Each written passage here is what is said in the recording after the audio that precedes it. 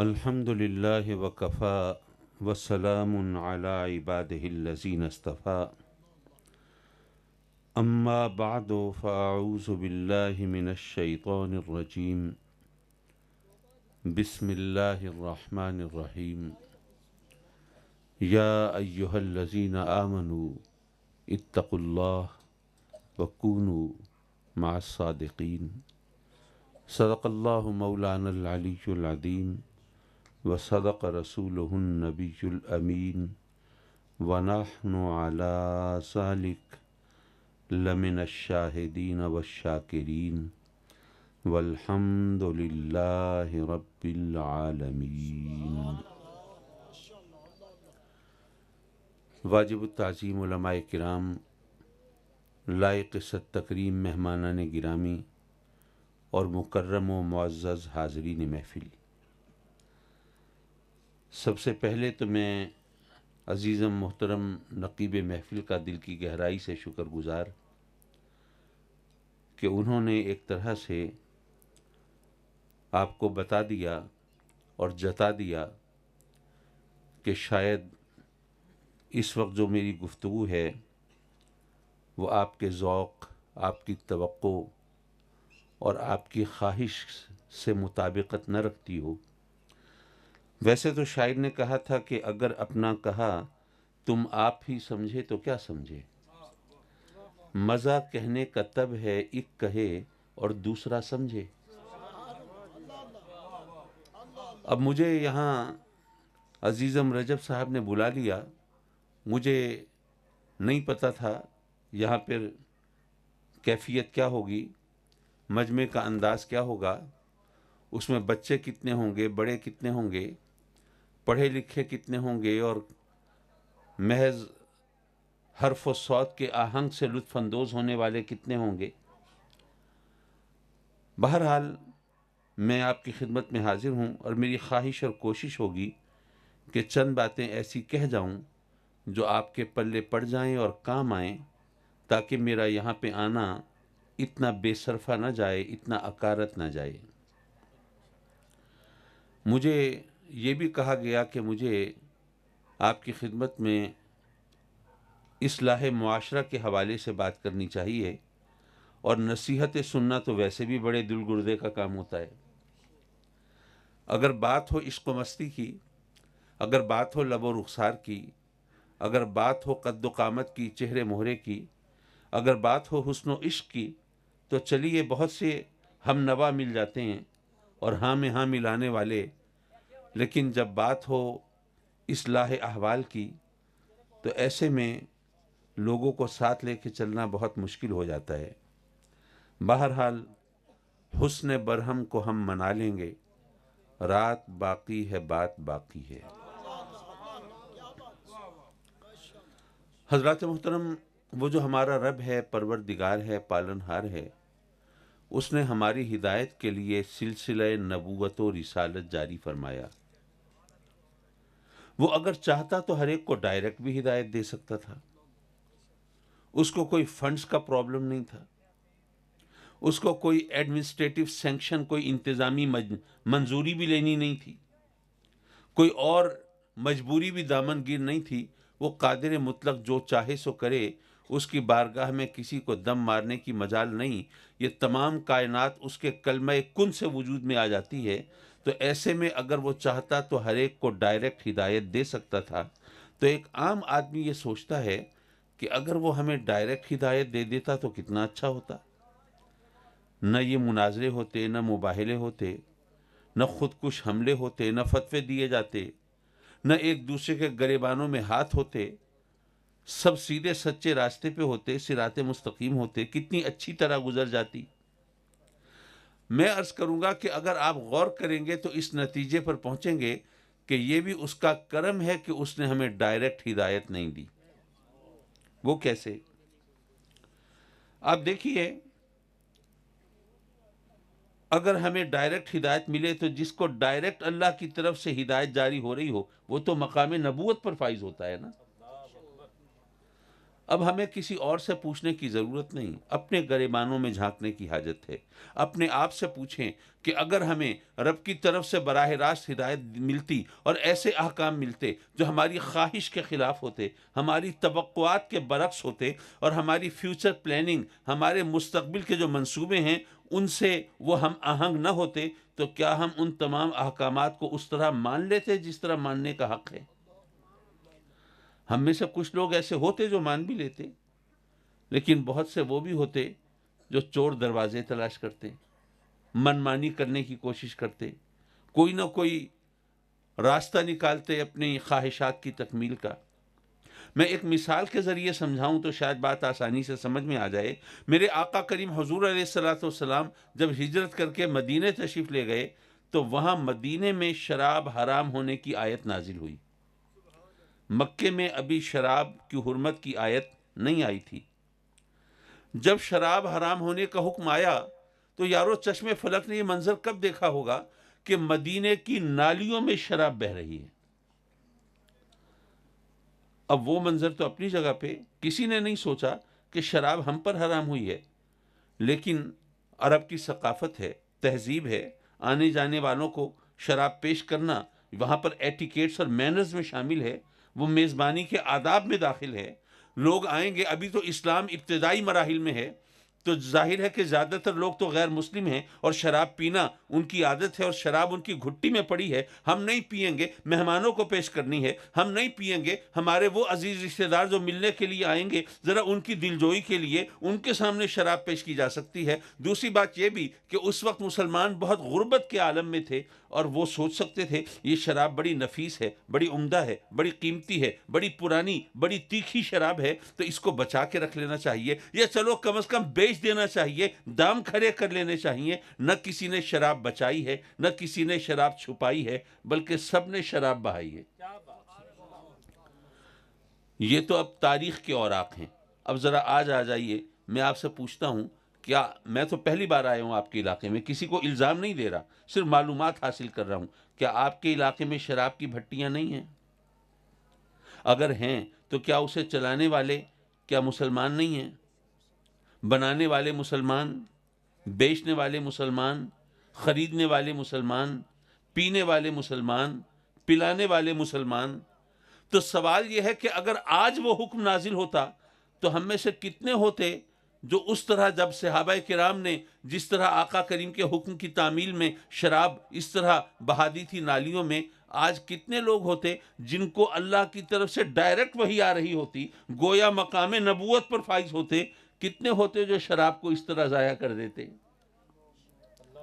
اور اگر نہ کرتے تو ذرا سوچئے کہ کوئی نبوت کے مقام پر ہو اور اللہ کے احکام کو ماننے سے روگردانی کرتا ہو، بہانہ سازی کرتا ہو، ہیلا جوئی کرتا ہو، تو ظاہر ہے کہ اس کے لیے تو بچاؤ کی کوئی صورت نہیں۔ ابھی تو ہمیں احکام ملتے ہیں انبیاء کے ذریعے، تو ظاہر ہے کہ ہم سے اگر کہیں خطا ہو، کہیں غلطی ہو، جان بوجھ کر کریں یا بھول چوک میں کریں، لیکن پھر ہم رب کی بارگاہ میں آنسو بہائیں، فریاد کریں، گڑ گڑائیں اور اس کے در رحمت پہ دستک دیں، تو رب کائنات کا دریائے رحمت جوش میں آئے، وہ ہمیں بخش دے۔ لیکن اگر خود مقام نبوت پر فائز ہوں اور پھر رب کی نافرمانی کریں، پھر کس کے لیے بخشش کی صورت بنتی؟ سب بھگت رہے ہوتے، سب کو سزا مل رہی ہوتی، تو یہ اس کا کرم ہے کہ اس نے ہمیں ڈائریکٹ ہدایت نہیں دی، ورنہ سب سزا یافتہ ہوتے۔ ایک اور بھی انداز ہے، وہ بھی سمجھیے۔ آخر اللہ نے نبیوں کو کیوں بھیجا؟ پہلے جو تورات، زبور، انجیل آئی وہ الواح کی صورت میں، الواح جمع ہے لوح کی، لوح کہتے ہیں تختی کو، تو وہ تختیوں پر لکھی ہوئی، تختیوں پر لکھی ہوئی تورات، زبور، انجیل تو آ گئی، لیکن عوام تک پہنچانے کے لیے انبیاء تشریف لائے، انہوں نے اس کی تشریح و تعبیر لوگوں کے سامنے رکھی اور عمل کے راستے کھولے۔ اسی طرح یہ ہو سکتا تھا نا کہ قرآن مجید بھی اس کا نسخہ ہم سو کے اٹھتے تو ہمارے تکیے کے نیچے رکھا ہوتا، ہم اٹھاتے، اس کو پڑھتے، اس پر عمل کرتے۔ انبیاء کی ضرورت کیا ہے؟ میں عرض کروں گا کہ آپ سوچئے، اگر آپ کے علاقے میں کوئی غیر مسلم ہو اور وہ مسلمان ہو جائے، اچھا وہ مسلمان اگر ہوگا تو اسلام کی سچائی کی وجہ سے ہوگا، ہمیں دیکھ کے تو مسلمان نہیں ہوگا۔ مجھے یہاں پہ واقعہ یاد آیا، وہ آپ کو سناتا چلوں۔ 1980 کی دہائی کی بات ہے۔ اس وقت ایک گورا موسیقار تھا، پاپ سنگر تھا، بڑا زبردست گلوکار تھا، بہت ہی ینگسٹرز کا، نوجوانوں کا فیوریٹ، ان کا پسندیدہ وہاں انگریز تھا، وہ مسلمان ہو گیا. اس کا نام حمزہ اسلام، شاید دوستوں نے سنا بھی ہو، اور آج بھی وہ زندہ ہے اور بڑا صوفی مشرب سے اس کا تعلق ہے، اور ماشاءاللہ اس کی پڑھی ہوئی نعتیں انگریزی میں وہ میرے بچوں کو بھی یاد ہیں. تو انہی دنوں میں اتفاق سے میں بھی انگلینڈ گیا. تو ان دنوں بڑا چرچا تھا، اس کا بڑا شہرہ تھا جناب. وہ ایک گورا پاپ سنگر، وہ اس طرح گانے والا، جس کے پیچھے جو نوجوان تھے وہ دیوانے تھے، اس کو دیکھنے کے لیے ترستے تھے اور ہاتھ ملانے کے لیے تڑپتے تھے، اور آٹوگراف لینے کے لیے جناب وہ لڑکے لڑکیاں وہ جناب قطاروں میں کھڑے ہوتے تھے. وہ مسلمان ہو گیا. کمال ہو گیا بھائی. میں گیا، میرا جی چاہا میں بھی اس سے ملوں. دوستوں نے خیر ملاقات ارینج کر دی. تو نیچرلی میرا پہلا سوال یہ تھا کہ جناب آپ کو یہ اسلام کی طرف راغب کس نے کیا؟ آپ نے اسلام کیوں قبول کیا؟ تو اس نے کہا کہ جی بات یہ ہے کہ میں ویسے تو پاپ سنگر تھا اور کہنے کو میں کرسچن تھا، لیکن مجھے عیسائیت کے بارے میں بھی کچھ پتہ نہیں تھا. لیکن میرے والدین نے مجھ پر یہ شرط عائد کر دی کہ تم گانے گاتے ہو اور جناب تفریح کرتے ہو، سب کچھ کرتے ہو، لیکن تعلیم جاری رکھنی ہے، تم نے تعلیم نہیں چھوڑنی. تو جب میں نے ماسٹرز کرنا چاہا تو میں یونیورسٹی آیا کہ بھئی مجھے والدین کے حکم کے مطابق تعلیم جاری رکھنی ہے. تو مجھے آگے گریجویشن کر چکا ہوں، اب مجھے ماسٹرز کرنا ہے. تو چلو بھئی یونیورسٹی گیا میں کہ بھئی مجھے فارم لوں اور فل کروں اور داخلہ لوں. تو کلرک نے مجھ سے کہا کہ جی کس سبجیکٹ میں آپ نے ماسٹرز کرنا ہے؟ کہنے لگا میں نے تو سوچا ہی نہیں تھا، بس میں تو ڈگری لینے کے چکر میں تھا کہ والدین نے کہا ہے تو مجھے ڈگری لے لینی چاہیے. تو مجھے پتہ ہی نہیں تھا کون کون سے مضامین ہیں. تو میں نے اس کلرک سے کہا کہ مجھے بتاؤ، وہ لسٹ دکھاؤ تاکہ میں کوئی اپنا لیے مضمون سلیکٹ کر لوں. کہنے لگا کہ جب مجھے لسٹ دکھائی تو اس کے اندر ایک سبجیکٹ تھا کمپیریزن آف ریلیجنز. علماء جانتے ہیں تقابل ادیان، یعنی دنیا کے مختلف مذاہب کا آپس میں تقابل، موازنہ. عیسائیت کیا کہتی ہے، مسیحیت کیا کہتی ہے، یہودیت کیا کہتی ہے، ہندو مت کیا کہتا ہے، بدھ مت کیا کہتا ہے، اسلام کیا کہتا ہے، مجوسیت کیا کہتی ہے، ان کا فلسفہ کیا ہے، ان کی تعلیمات کیا ہے. یہ تمام چیزیں، یہ تھا اس سبجیکٹ کا گویا لب لباب اور خلاصہ. کہ لگا میرے من میں پتہ نہیں کیا آئی، میں نے اس پہ ٹک کر دیا کہ مجھے اس سبجیکٹ میں ماسٹرز کرنا ہے. کہنے لگا مجھے پہلے عیسائیت کا بھی نہیں پتا تھا، لیکن اب میرا مضمون تھا، مجھے دنیا بھر کے مذاہب کو پڑھنا پڑا. اب جب اسلام کو پڑھا میں نے تو مجھے یہ ایک احساس ہوا، فیلنگ ہوئی، میرے اندر سے گویا آواز آئی کہ یہ مذہب ایسا ہے جو آج کی دنیا کے مسائل کا حقیقی حل پیش کرتا ہے. کہنے لگا کہ جب یہ خیال ہوا تو میں نے اسلام کو اور زیادہ پڑھنا چاہا. اس نے کہا کہ جی میری زبان عربی نہیں تھی، فارسی نہیں تھی، اور آپ کی اردو بھی میں نہیں جانتا تھا جس میں اسلام کا بڑا لٹریچر ہے. میں تو انگریز تھا، صرف انگریزی ہی جانتا تھا. تو مجھے انگلش میں جو کچھ لٹریچر ملا وہ قرآن مجید کا ٹرانسلیشن اور حدیثیں اور جو بھی کتابیں تھیں وہ محدود، وہ میں نے پڑھا. اور پڑھتے پڑھتے رفتہ رفتہ مجھے یہ احساس راسخ ہوتا گیا، مضبوط ہوتا گیا کہ واقعی یہ مذہب جو ہے وہ دنیا کے مسائل کا حل پیش کرتا ہے. تو کہنے لگا کاظمی صاحب پھر ایک دن ایسا وقت آیا کہ میں نے سوچا کہ اب مجھے انتظار نہیں کرنا چاہیے، کلمہ پڑھ لینا چاہیے. تو میں نے کلمہ پڑھ لیا، مسلمان ہو گیا. یہ کہانی سنانے کے بعد اس نے ایک جملہ بولا. وہ جملہ اس نے تو مذاق میں بولا، لیکن وہ بڑا تیز نشتر تھا، بڑا سخت طنز تھا، اور اس کی چبھن آج تک میں محسوس کرتا ہوں. انگریز تھا، انگریزی بول رہا تھا. کہتا ہے well mister Kazmi, I am very lucky that I embraced Islam before meeting any Muslim. کہتا ہے کاظمی صاحب میں بڑا خوش نصیب ہوں کہ میں نے کلمہ پہلے پڑھ لیا، اسلام پہلے قبول کر لیا، مسلمانوں سے میری ملاقات بعد میں ہوئی. کیا مطلب؟ مطلب یہ کہ اگر کبھی پہلے میں مسلمانوں سے مل لیتا، مسلمان ہونے سے پہلے، کلمہ پڑھنے سے پہلے اگر کبھی مسلمانوں سے میرا ربط ضبط، آنا جانا، کوئی تعلق استوار ہو جاتا، تو مجھے کبھی یقین نہ آتا کہ ایک اچھے مذہب کے ماننے والے اتنے برے بھی ہو سکتے ہیں، اور ایک سچے مذہب کے پیروکار اتنے جھوٹے بھی ہو سکتے ہیں، اور ایک کھرے مذہب کے ماننے والے وہ اتنے کھوٹے بھی ہو سکتے ہیں. یہ اللہ کا کرم ہے، میں نے کلمہ پہلے پڑھ لیا، مسلمانوں سے ملاقات میری بعد میں ہوئی. اچھا یہ تو آج کل کی بات ہے.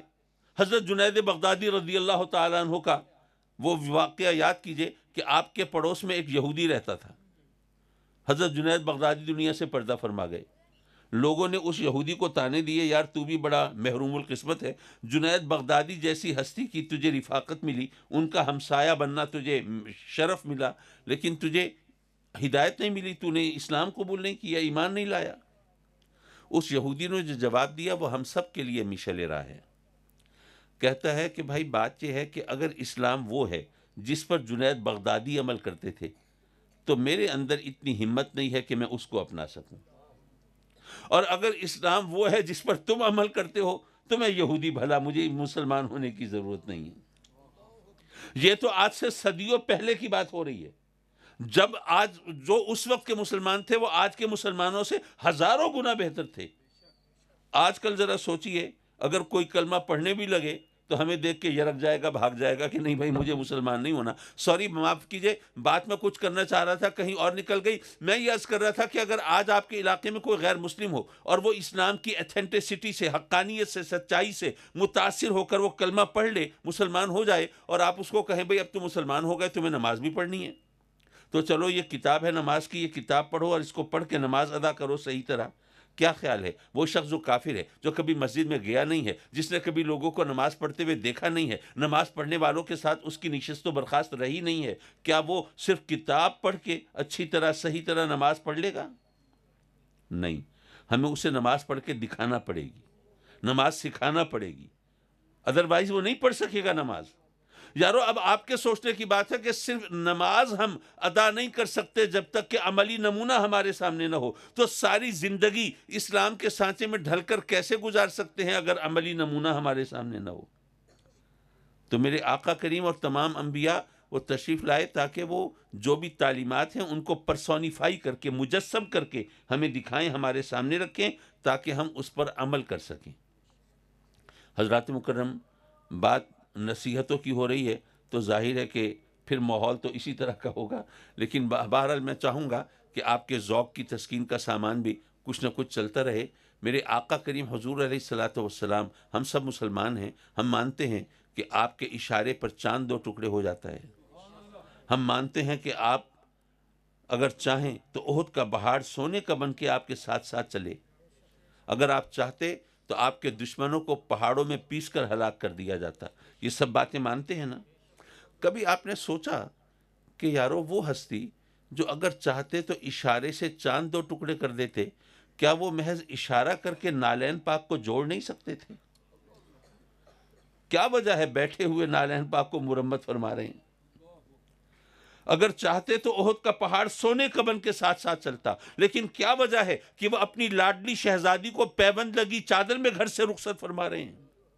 اگر چاہتے تو جنت کی نعمتیں دسترخوان پہ رہتی، لیکن کیا وجہ ہے کہ وہ جو کی روکھی سوکھی پہ گزارا فرما رہے ہیں، بلکہ اپنی بھوک کو مٹانے کے لیے وہ اپنی شکم مبارک پہ پتھر باندھ کے دکھا رہے ہیں۔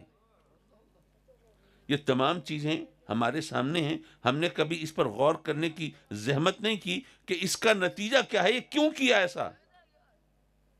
ہماری خاطر گویا ہمیں فرمایا کہ اے میرے غلاموں، اگر میں چاہوں تو دنیا جہان کے خزانے میری ٹھوکروں میں رہیں، لیکن تمہیں تو غربت اور فاقہ کشی سے بھی واسطہ پڑے گا نا، تو چلو میں بھی اپنی لاڈلی شہزادی کو اس حالت میں گھر سے رخصت کر کے دکھا دیتا ہوں، تاکہ اگر کبھی تمہیں اپنی بیٹی کو اس طرح رخصت کرنا پڑے تو تمہارے ہونٹوں پہ رب کی بارگاہ میں شکایتیں نہ ہوں، بلکہ تمہارے سامنے میرا چہرہ ہو، میری مثال ہو۔ میں اگر چاہوں میرے دشمنوں کو پہاڑوں میں پیس کر ہلاک کر دیا جائے، لیکن تمہیں تو دشمنوں کا سے پالا پڑے گا نا، زخم بھی لگیں گے، تکلیف بھی پہنچے گی، تو چلو میں بھی لہو لہان ہو کے دکھا دیتا ہوں، تاکہ اگر کبھی ایسا موقع ہو تو تمہیں شکایت کرنے کا موقع نہ ملے۔ میں اگر چاہوں تو جنت کی نعمتیں میرے دسترخوان پہ رہیں، لیکن تمہیں تو غربت سے پالا بھی پڑے گا نا، فاقہ کشی کی نوبت بھی آئے گی نا، تو چلو میں بھی جو کی روکھی سوکھی پہ گزارا کر کے دکھا دیتا ہوں، تاکہ اگر ایسا کوئی وقت آئے تو تم میری مثال اور میری سنت سمجھ کے وہ حوصلے اور برداشت سے کام لو۔ حضرات مکرم، یہ باتیں کہنا بہت آسان ہے، لیکن اس پر عمل کرنا مشکل ہے۔ کبھی آپ نے سوچا کہ آقا کریم حضور علیہ الصلاۃ والسلام نے جب اسلام کی تبلیغ شروع کی، میں ابتدائی اسلام کی بات کر رہا ہوں، اس وقت جن صحابہ کرام نے کلمہ پڑھا ان میں اکثر لوگ غریب ہیں، نادار ہیں، اور بہت سے تو کافروں کے غلام ہیں۔ اب ذرا سوچئے ان کافروں پہ کیا گزری ہوگی، غلام کافروں کے ہیں اور کافروں کے خداؤں کو ماننے کے لیے تیار نہیں، غلام کافروں کے ہیں اور کافروں کے عقیدوں سے انحراف کر چکے ہیں، اور غلام کافروں کے ہیں اور کلمہ ہمارے نبی کا پڑھتے ہیں۔ تو یارو انہوں نے ان غلاموں کو واپس اپنے عقیدے پر لانے کے لیے کیا کیا پاپڑ نہ بیلے ہوں گے، اور کیا کیا ستم نہ ڈھائے ہوں گے، اور کیا کیا حربے نہ آزمائے ہوں گے۔ اور یہ قیاس و گمان کی بات نہیں ہے، ظن و تخمین کی بات نہیں ہے، یہ وہ حقیقت ہے جو کتابوں کے اندر موجود ہے کہ وہ اپنے غلاموں کو دہکتے ہوئے انگاروں پر لٹا دیا کرتے تھے۔ ہمیں ایک انگارہ ذرا ہاتھ کو چھو جائے جان نکل جائے، ان کا سوچئے جن کو دہکتے ہوئے انگاروں پر لٹا دیا گیا ہے اور سینے پر وزن رکھ دیا ہے کہ اٹھ نہ سکیں۔ یہ اذیت کی وہ انتہا ہے جس سے بچنے کے لیے انسان کچھ بھی کر سکتا ہے، لیکن جن کی چربی پگھل پگھل کے بہہ رہی ہے، گویا ان کو روسٹ کیا جا رہا ہے۔ ایسے عالم میں بھی یارو ابتدائی اسلام میں کوئی ایک مثال ایسی پیش نہیں کی جا سکتی کہ کسی نے کافروں کے اس ظلم و ستم سے گھبرا کے عقیدہ چھوڑا ہو، ایمان سے منہ موڑا ہو اور واپس کفر کے دامن میں اس نے پناہ لی ہو۔ ایک مثال بھی ایسی نہیں۔ وہ صحابہ کرام آقا کریم کی بارگاہ میں حاضر ہوئے، عرض کی آقا ہم نے آپ کے نام کا کلمہ پڑھا ہے تو ہم تو سچے نبی کا کلمہ پڑھتے ہیں نا، ہم تو سچے خدا کو ماننے والے ہیں، سچے مذہب کے پیروکار ہیں، پھر بھی ہم پر یہ ظلم و ستم۔ میرے آقا کریم نے کیا جواب عطا فرمایا؟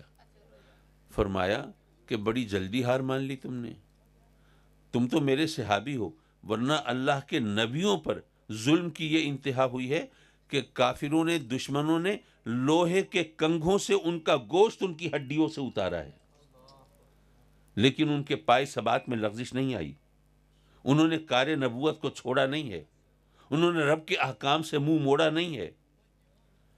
حضرات مکرم جب صحابہ کرام کو یہ جواب ملا تو انہوں نے کیا کیا؟ میں سوچنے لگا ان کی جگہ ہم ہوتے تو کیا کرتے؟ ہم کہتے صحیح ہم نے تو آپ کے نام کا کلمہ اس لیے پڑھا تھا کہ جناب آپ اللہ کے نبی، آپ اللہ کے محبوب، آپ اللہ کے رسول، جب آپ کے ساتھ ہوں گے ہم تو ہمارے وارے نیارے ہوں گے، بس ہمارے مزے ہوں گے، حکومت ہماری ہوگی، اقتدار ہمارا، اختیار ہمارا، سیم و زر کے انبار ہمارے ہوں گے، ہم جو چاہیں گے سو کریں گے، ہماری مرضی چلے گی۔ لیکن اگر یہی کچھ کرنا ہے تو صحیح پھر ہم کافر ہی بھلے، ہمارا طریقہ تو یہ ہوتا نا۔ لیکن صحابہ کرام وہ استقامت کے پہاڑ بن گئے۔ دراصل یہ سبق ہے، اس کو سمجھنے کی کوشش کیجئے۔ ابھی بات ہو رہی تھی کہ جب آپ طائف میں تشریف لے گئے تو کافروں نے آپ پر پتھر برسائے اور آپ کے مقدس لہو سے آپ کی نالین پاک بھر گئی، اور فرشتہ آیا پہاڑوں کا آپ کی خدمت میں۔ اگر اجازت ہو آپ کے دشمنوں کو پہاڑوں میں پیس کر ہلاک کر دیا جائے، اس کو تو آپ نے انکار کر دیا، منع فرما دیا۔ لیکن میں سوچنے لگا کہ اگر میرے آقا کریم اس کو اجازت دے دیتے اور پہاڑوں کے درمیان پیس کر اس طرح دشمنوں کو ہلاک کر دیا جاتا تو اس کا امپیکٹ کیا ہوتا، اس کا نتیجہ کیا نکلتا؟ آپ بھی سوچئے۔ بھئی دشمنوں کو پیس کر ہلاک کرنے کے لیے پہاڑوں کو اپنی جگہ سے حرکت میں آنا پڑتا نا، کھڑے کھڑے تو نہیں ہلاک کر سکتے تھے۔ تو اگر آقا کریم کے دشمنوں کو ہلاک کرنے کے لیے پہاڑ حرکت میں آ جاتے تو ذرا سوچو پھر کون ہے جو آپ کا مخالف ہوتا، پھر کون ہے جو آپ کا کلمہ پڑھنے سے انکار کرتا، پھر کون ہے جو اسلام سے انحراف کرتا؟ اسلام کتنی تیزی سے پھیل سکتا تھا؟ اگر اتنی تیزی سے اسلام پھیل سکتا تھا، اتنی آسانی سے، تو میرے آقا کریم نے وہ راستہ اختیار کیوں نہیں فرمایا؟ بات دراصل یہ ہے کہ اگر اس طرح اسلام پھیلتا بھی صحیح تو کلمہ پڑھنے والے وہ اسلام کی سچائی اور صداقت سے متاثر ہو کر کلمہ نہ پڑھتے، بلکہ خوف اور دہشت سے پڑھتے۔ اب خوف اور دہشت سے کلمہ تو پڑھ لیتے، ایمان تو لے آتے، لیکن میرے آقا کریم ہمیشہ تو جلوہ فگر نہیں رہنا تھا، انہوں نے دنیا سے پردہ تو فرمانا تھا، یہ قانون فطرت کا تقاضا تو تھا۔ تو میرے آقا کریم جیسے ہی دنیا سے پردہ فرماتے تو ان کافروں کے لیے خوف اور دہشت کا جو سبب تھا وہ ختم ہو جاتا، وہ واپس اپنے عقیدے پر پلٹ جاتے اور اسلام کی ناؤ تو وہیں ڈوب جاتی۔ تو میرے آقا کریم خود بھی دکھ سہتے رہے، زخم کھاتے رہے، تکلیفیں اٹھاتے رہے، اپنے صحابہ کی بھی اس طرح تربیت کرتے رہے۔ کیوں؟ اس لیے کہ قیامت تک آنے والے مسلمانوں کے لیے مثال قائم ہو، ورنہ آج ہم بھی بیٹھے ہوتے یہاں پر اور اسلام کی سربلندی کے لیے کرامتوں کے منتظر ہوتے، معجزوں کے منتظر ہوتے، لیکن نہیں، آقا کریم نے بے شک معجزے دکھائے ہیں، لیکن معجزے دکھائے اپنی نبوت کی تصدیق کے لیے، اسلام کی اشاعت کے لیے نہیں۔ اور یہاں پر ایک بات اور بھی کرتا چلوں، ایک دفعہ میرے ذہن میں آیا، سوال آیا، میرا ذہن بھی ذرا اگر مگر چوں چرا سوال جواب کے چکر میں رہتا ہے، میں سوچنے لگا کہ یارو اگر واقعی میرے آقا کریم نے چاند کے 2 ٹکڑے کیے ہوتے تو پھر کون ہوتا جو ان کا کلمہ پڑھنے سے انکار کرتا؟ اتنا بڑا معجزہ دیکھ کے کون انکار کر سکتا تھا؟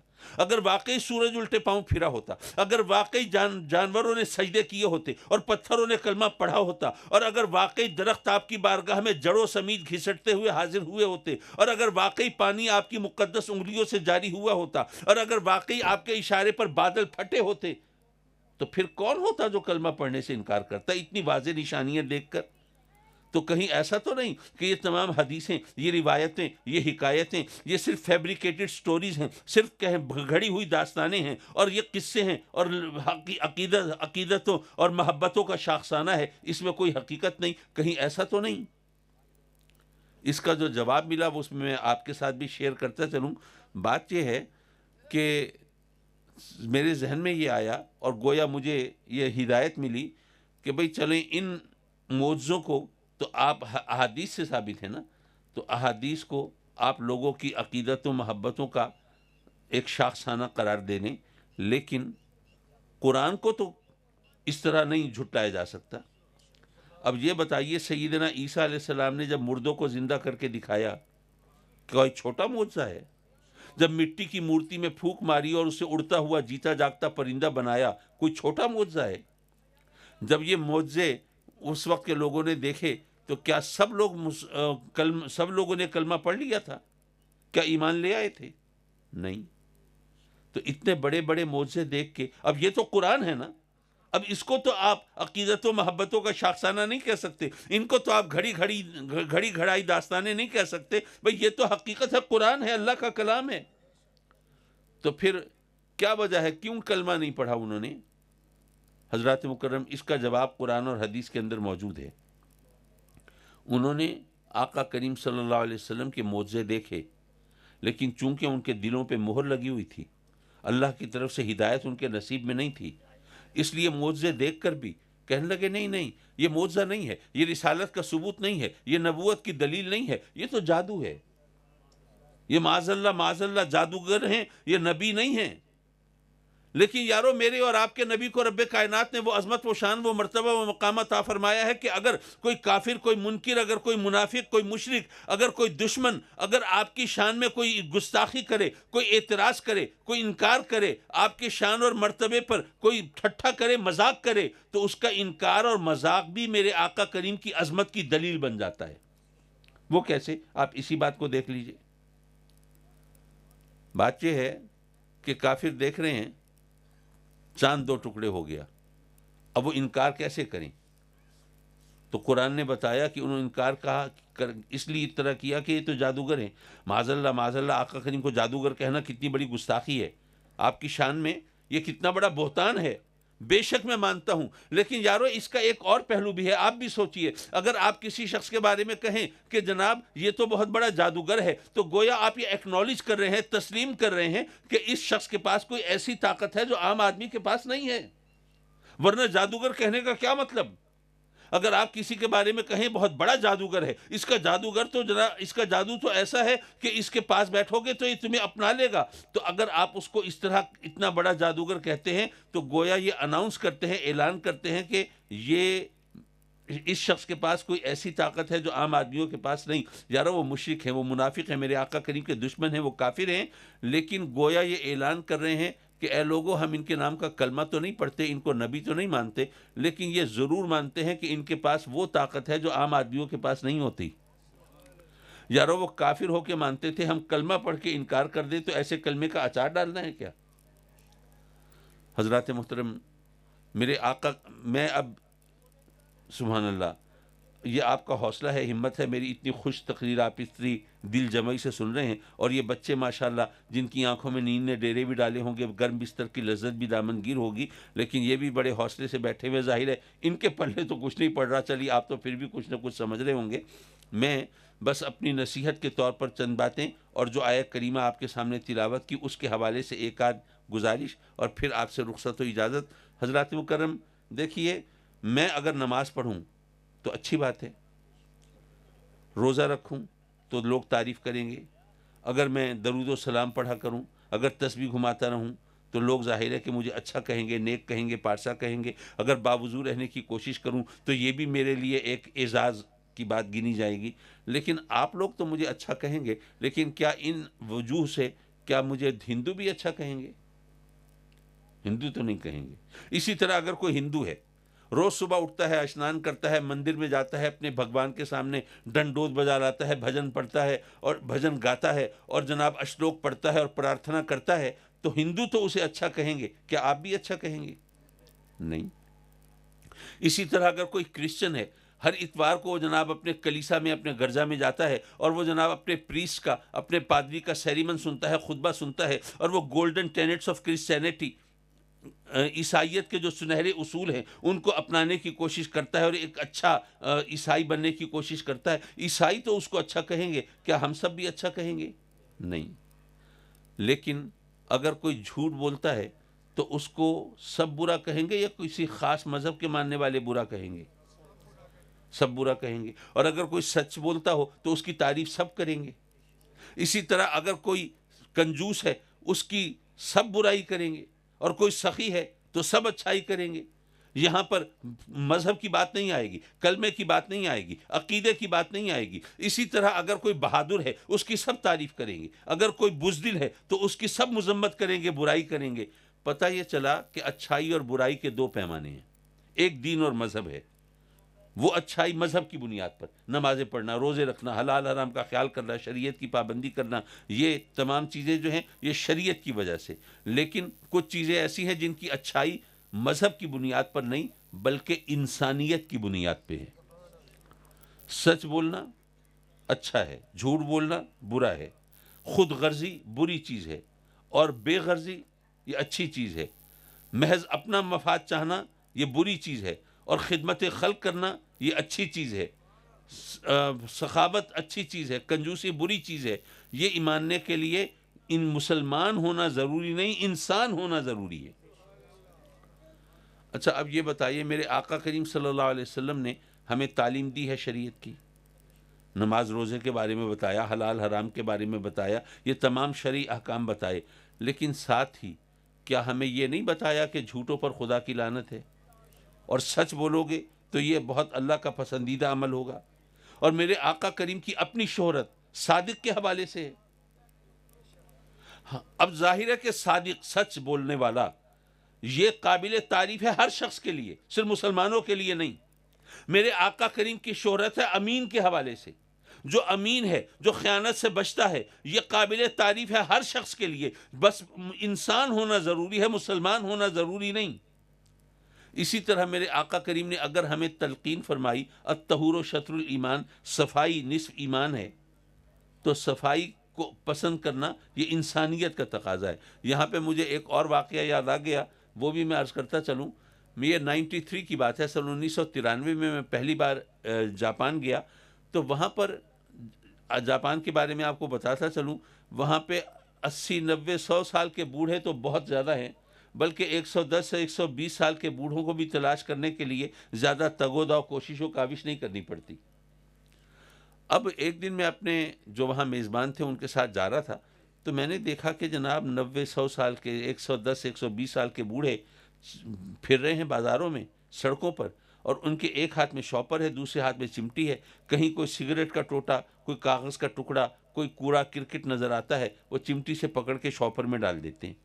میں بڑا حیران، میں نے ان لوگوں سے کہا یار یہاں جاپان کی کارپوریشن بھی خوب ہے، اتنے بوڑھے لوگوں کو ملازم رکھا ہوا ہے۔ انہوں نے کہا کہ نہیں، یہ کارپوریشن کے ملازم نہیں ہیں۔ میں نے کہا پھر؟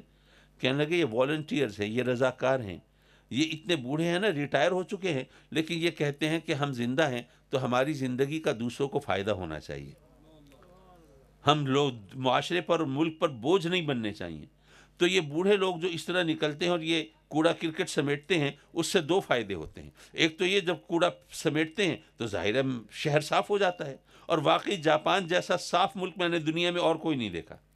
کہنے لگے دوسرا فائدہ یہ ہوتا ہے، ایک تو کوڑا سمیٹ کے صاف کر دیا، جب اتنے بوڑھے لوگ کوڑا سمیٹ رہے ہوتے ہیں تو نوجوانوں کو کوڑا بکھیرتے ہوئے شرم آتی ہے. تو اس طرح ملک صاف رہتا ہے. میں سوچنے لگا ہمارا ملک ایسا ہے جہاں پہ کروڑوں لوگ مل کے کوڑا بکھیر رہے ہیں، اور ظاہر ہے کہ چند ہزار لوگ ملازم رکھے اگر کوڑا سمیٹنے کے لیے، اور پھر جناب سب لوگ مل کے حکومت کو برا بھلا کر رہے ہیں. دیکھو جناب یہ صفائی کا کوئی انتظام ہی نہیں ہے. ہم میں اگر کوئی ذرا تھوڑا سا شعور ہو، ذرا سیوک سینس ہو، تو ہم بھی ذرا ان چیزوں کو آبزرو کریں گے، اس کا خیال رکھیں گے. معاف کیجئے، کہیں سے بات چلی کہیں جا نکلی. میں نے عرض کیا کہ آقا کریم صلی اللہ علیہ وسلم نے ہمیں بتایا کہ بد اخلاقی گناہ ہے، خوش اخلاقی اللہ کو پسند ہے. ہمیں بتایا کہ جناب ہمسایوں کے یہ حقوق ہیں. اب یہ حقوق ہمیں بتائے، ہمسایوں کے بھی، بڑوں کے بھی، چھوٹوں کے بھی، عزیزوں کے بھی، رشتہ داروں کے بھی، سب حقوق بتائے. اور یہاں پر مجھے حضرت عبداللہ بن مالک، یہ علماء تو جانتے ہوں گے میں نے کس ہستی کا ذکر کیا، عوام کے لیے بتاتا چلوں، یہ جلیل القدر تابعی ہیں، اور علم و فضل کے حوالے سے اس مقام پہ ہیں کہ جن کو امیر المومنین فی الحدیث کا مرتبہ دیا گیا ہے. ان کے پڑوس میں ایک یہودی رہتا تھا. کسی شخص نے اس سے پوچھا، کسی مسلمان نے، یار تم اپنا مکان بیچتے نہیں؟ اس نے کہا اچھے دام ملیں گے تو بیچ بھی دوں گا. ان کا اچھا کتنے دام لوگے؟ اس نے کہا 2000 دینار میں بیچوں گا. اچھا جو اس مکان کی مارکیٹ ویلیو تھی، اس جیسے دوسرے مکان مارکیٹ میں 1000 دینار میں مل جاتے تھے. تو اس مسلمان نے کہا اتنے پیسے مانگو گے تو ظاہر ہے پھر سودا تو نہیں بنے گا. اس نے، کیا تمہیں نہیں پتا کہ اس مکان کی اصل ویلیو ہے کیا؟ اس نے کہا مجھے پتا ہے، مارکیٹ کے حساب سے دیکھیں تو اس کے 1000 دینار بنتے ہیں، لیکن 1000 دینار عبداللہ بن مبارک کی ہمسائیگی کی قیمت ہے. اچھا وہ مسلمان چڑ گیا. اس نے کہا کیوں بیوقوف بناتا ہے ہمیں؟ ہمارے جذبات سے کھیل کے تو پیسے زیادہ بٹورنا چاہتا ہے، ورنہ کیا عبداللہ بن مبارک سے تو نے کوئی قرآن سیکھنا ہے، حدیث سیکھنی ہے، کوئی مسئلے مسائل پوچھنے ہیں؟ بھئی تو تو یہودی ہے، تجھے کیا غرض ان کی ہمسائیگی کی قیمت؟ بس یہ کہہ کہ تو ریٹ چڑھانا چاہتا ہے، اور کیا ہے؟ اس بندے نے کہا کہ نہیں. یہودی نے کہا کہ یہ بات نہیں ہے، بات یہ ہے کہ جب سے میں عبداللہ بن مبارک کا ہمسایہ بنا ہوں، آج تک کبھی ایسا نہیں ہوا کہ رات کو میرے بچے بھوکے سوئے ہوں. حضرات مکرم، یہ میں عرض کر رہا تھا کہ ہم آقا کریم کی تعلیمات ہیں، یہ اسلام کی ہمارے لیے تعلیم ہے کہ ہمیں کیا کرنا ہے. ہمسایوں کے حقوق دیتے ہوئے ہمیں یہ نہیں سوچنا یہ مسلمان ہے یا عیسائی ہے یا یہودی ہے یا کیا ہے. آج تو ہم یہی کہتے ہیں نا، نہیں نہیں یہ تو یہودی ہے، اس کو تو خوب تنگ کرنا چاہیے، اس کو زج کرنا چاہیے، یہ کرنا چاہیے، وہ کرنا چاہیے. نہیں، یہ اسلام نہیں ہے. میں نے جو کچھ کہا اگر میں اس کو ایک جملے میں سمیٹنا چاہوں تو آج کل میں یہ جملہ ذرا زیادہ لوگوں تک پہنچانے کی کوشش کر رہا ہوں. صرف یہ ایک جملہ سن لیجئے، اس کے بعد ایک واقعہ اصلاح احوال کے حوالے سے پھر اجازت. یاد رکھیے، ایک اچھا مسلمان ہو ہی نہیں سکتا جب تک وہ پہلے ایک اچھا انسان نہ ہو. یہ بات ذہن میں رکھیے. اگر ہم سمجھیں کہ نہیں ہم بد اخلاق ہوں، ہم تکبر کریں، ہم جناب دوسروں کو حقارت کی نظر سے دیکھیں، ہم لوگوں کی غیبت کریں، ہم ان کو برا بھلا کہیں، یہ تمام کام کرتے رہیں اور پھر سمجھے کہ ہم بڑے اچھے مسلمان ہیں، نہیں. ایک اچھا مسلمان ہو ہی نہیں سکتا جب تک کہ وہ ایک اچھا انسان نہ ہو.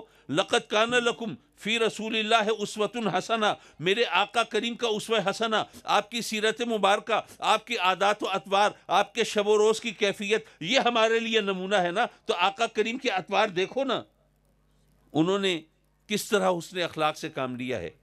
یہ آپ کا اخلاق ہے، یہ آپ کے طور طریقے ہیں، یہ آپ کی شائستگی ہے، یہ آپ کا وقار ہے، یہ آپ کے ایٹیکیٹس ہیں جن کی وجہ سے وہ غیر مسلم آپ کی طرف کھینچے چلے آتے تھے. حضرات مکرم، اللہ والوں کی سوچ کیسی ہوتی ہے، صرف ایک واقعہ سنا رہا ہوں.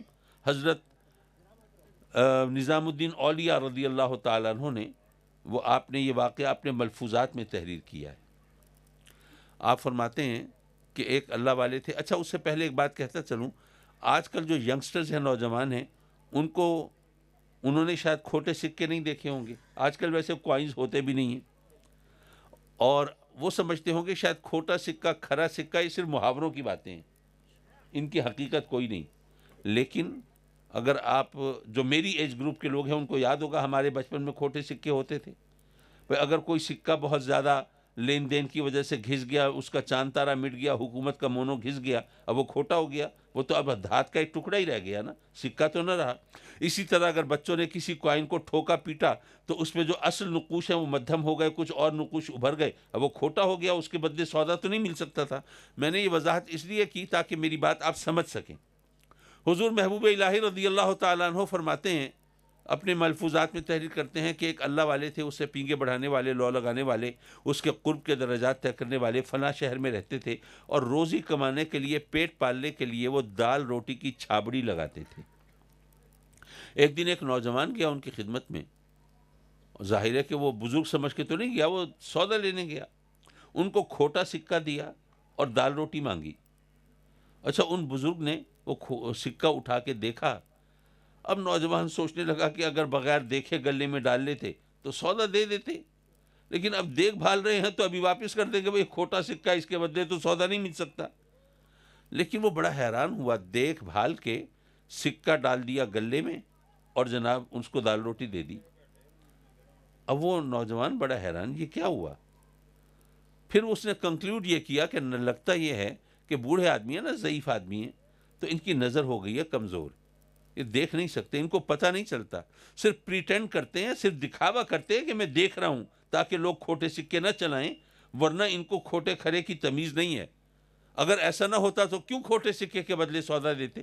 تو نوجوان جب واپس گھر گیا تو اپنے گھر والوں سے کہا، بھائی کسی کے پاس اگر کھوٹا سکہ ہو نا، ضائع نہ کرے، فلاں چوک میں وہ ایک بوڑھا آدمی بیٹھا ہے، دال روٹی بیچتا ہے، وہاں سے جا کے دال روٹی کھا لیں.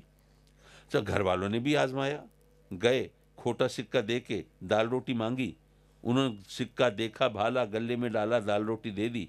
اب تو کنفرم ہو گیا کہ ان کو نہیں پتہ چلتا کھوٹے کھرے کا. خوب جناب وہ کھوٹے سکے چلے. انہوں نے اپنے لوگ، دوستوں کو، احباب کو، پڑوسیوں، ہمسایوں کو، عزیزوں، رشتہ داروں کو بتایا. کھوٹے سکوں کا انبار لگ گیا ان بزرگ کے پاس. قدرت خدا کی دیکھیے، چند دنوں کے بعد ان بزرگ کا دنیا سے رخصت ہونے کا وقت آ گیا. اب وہ بزرگ رب کی بارگاہ میں عرض کرتے ہیں کہ مولا، تو جانتا ہے تیرے بندے میرے پاس آتے تھے کھوٹے سکے لے کے، اور میں ان سے کھوٹے سکے لے لیتا تھا، ان کو سودا دے دیتا تھا، صرف یہ سوچ کے کہ اگر میں نے ان کو ایک کھوٹا سکہ واپس کیا تو آس پاس جو لوگ کھڑے ہوں گے وہ اس کو شرمندہ کریں گے. تجھے شرم نہیں آتی؟ ایک بوڑھے ضعیف آدمی کو دھوکہ دے کے تو کھوٹا سکہ چلانا چاہتا تھا. تو تیرے بندوں کو لوگ شرمندہ نہ کریں، ان کو ندامت اور شرمندگی سے بچانے کے لیے میں کھوٹے سکے لے لیتا تھا، ان کو دال روٹی دے دیتا تھا. مولا، اب میرا تیری بارگاہ میں حاضری کا وقت آیا ہے، تو میرے نامہ اعمال میں کچھ نمازیں بھی ہیں، روزے بھی ہیں، ریاضت بھی ہے، عبادت بھی ہے، پر مولا تجھ سے بہتر کون جانتا ہے کہ سب کھوٹے سکے ہیں. لیکن اگر اس کے باوجود میں تیری بارگاہ میں حاضری کے خیال سے ڈرا ہوا نہیں ہوں، خوفزدہ نہیں ہوں، تو اس کی وجہ یہ ہے کہ میں سوچتا ہوں کہ میں تو تیرا حقیر، ذلیل، ناتواں، کمزور، بے حیثیت، لاچار بندہ، میری اوقات کیا ہے؟ اگر میں تیرے بندوں کو شرمندگی سے بچانے کے لیے کھوٹے سکے قبول کر کے ان کو سودا دے دیتا تھا، تو مولا تو رحمان ہے، رحیم ہے، ستار ہے، غفار ہے، تواب ہے. مولا پھر مجھے بھی تیری رحمت سے یقین ہے کہ تو مجھے میدان محشر میں مخلوق خدا کے سامنے رسوا نہیں فرمائے گا اور میرے یہ کھوٹے سکے قبول فرما لے گا. واقعہ تو آپ نے سن لیا، سبق کیا ملا؟ اللہ اکبر، یا رسول اللہ، یا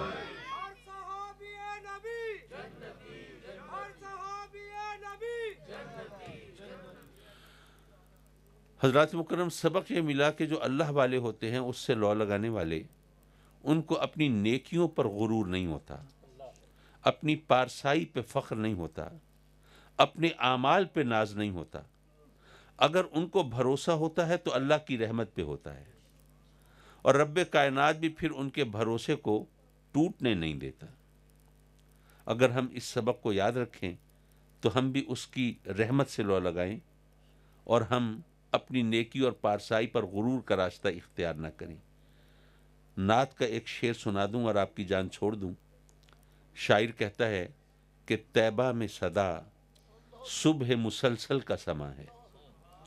मेरा अपना एक ज़ौक़ है, वो शायद थोड़ा सा मुख्तलिफ हो, लेकिन बहरहाल तैबा में सदा सुबह मुसलसल का समा है। शायर कहता है तैबा में, मदीनतुल मुनव्वरा में, मेरे आका करीम के शहर में मुसलसल सुबह है। वो क्यों? तैबा में सदा सुबह मुसलसल का समा है। अरे जिस शहर में सूरज है वहां रात कहाँ है? जिस शहर में सूरज है वहां रात कहाँ है? व आखिर दावाना अनिल हम्दुलिल्लाहि रब्बिल आलमीन।